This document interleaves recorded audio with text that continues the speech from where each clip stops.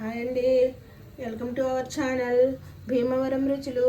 ఎలా ఉన్నారు ఫ్రెండ్స్? అందరూ బాగున్నారా? మేమైతే చాలా బాగున్నామండి. మీరు కూడా బాగుండాలని మనస్ఫూర్తిగా కోరుకుంటున్నాను.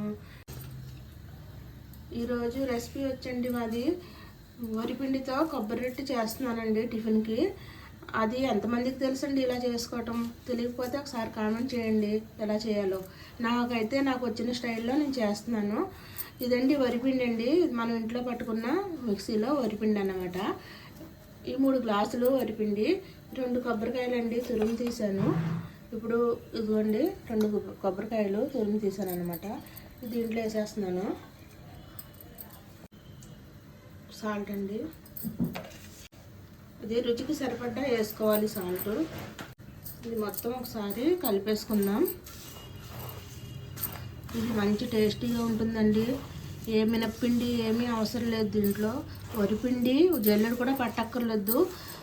మామూలుగా మనం ఉప్మాకు ఎలా వరిపిండి పట్టించుకుంటామో దానికంటే కొద్దిగా మెత్తగా పట్టుకోవాలి. పట్టుకుంటే చాలా బాగుంటుందండి. మంచి కమ్మగా, మంచి టేస్ట్గా చాలా బాగా వస్తుంది. కొబ్బరికాయ కొట్టిన 2 కొబ్బరికాయలు కొట్టాం కదండి, వాటర్ అన్నమాట. దీంట్లో పోస్తున్నాను.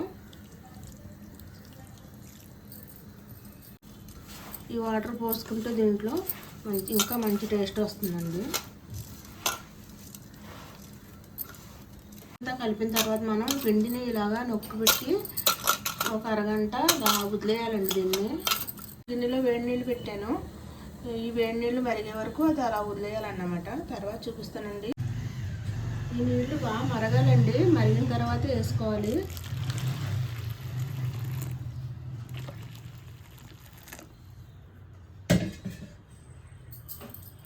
ఇలా వేడి నీళ్ళు వేసుకోవటం వలన గమ్ముని ఉడుకుతుందండి, దమ్ అవుతుంది. ఇది మనం పెనం మీద వేసిన తర్వాత మామూలు చన్నీళ్ళతో కలుపుకుంటే టైం పడుతుంది. అందువల్ల వేడి నీళ్ళే కలుపుకోవాలి దీంట్లో.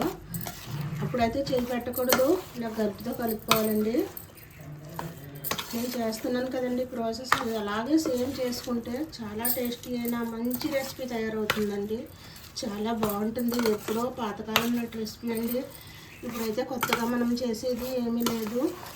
ఇంట్లో కొబ్బరి చెక్క, ఒక గ్లాసు బియ్యం ఉంటే చాలు, టిఫిన్ రెడీ అయిపోతుంది. ఆయిల్ వేస్తున్నాను దీంట్లో.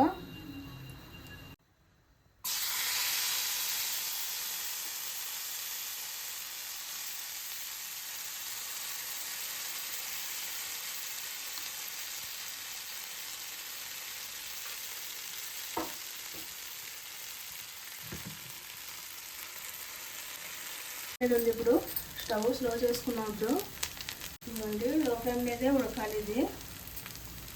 ఇది మూత అయితే పెట్టేస్తున్నాను. మూత పెట్టేసి లో ఫ్లేమ్ మీద ఉడకాలండి. ఉడికిన తర్వాత చూపిస్తాను.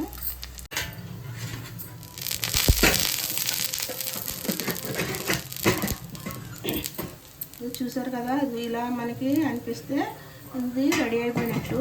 ఇప్పుడు మనం రన్ చేసుకుందాం.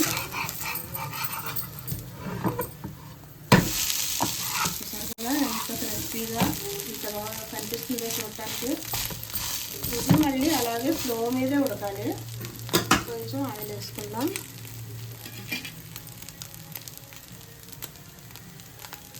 ఇదిగోండి అయిపోయింది, తీసేస్తున్నాను. ఇదిగోండి మంచి క్రిస్పీగా, లోపల స్మూత్గా ఉండే, పైకి క్రిస్పీగా లోపల స్మూత్గా ఉండే కొబ్బరి రొట్టె రెడీ అయిపోయింది. చూసారు కదా ఎంత బాగా వచ్చిందో. చూడండి, చాలా బాగా వచ్చింది. పలుకు ఎక్కడా లేదండి, ఉడికిపోయింది. ఇప్పుడు ఇది దేంతో తినాలి అని అడుగుతారా మీరు? మంచి ఆవకాయతో, ఇప్పుడు కొత్త ఆవకాయ వచ్చే రోజులు కదండి, మంచి ఆవకాయతో తింటే ఇది సూపర్గా ఉంటుంది. చూడండి, నేను రెడీ చేశాను, చూపిస్తున్నాను మీకు కూడా. ఇలాగా ఈ గుమగుమలాడే కొబ్బరి రొట్టె స్పైసీగా ఉండే ఆవకాయతో తింటే చాలా బాగుంటుందండి. ఒకసారి మీరు ఇలా ట్రై చేయండి. ఈ రెసిపీ కనుక మీకు నచ్చినట్లయితే లైక్ చేయండి, షేర్ చేయండి, సబ్స్క్రైబ్ చేయండి. పక్కన్న బెల్ ఐకాన్ క్లిక్ చేయండి. మేము చేసే ప్రతి రెసిపీ అందరికంటే ముందు మీ వరకు వస్తుంది. మరిన్ని మంచి రెసిపీలతోనండి మళ్ళీ కలుద్దామండి. బాయ్ అండి.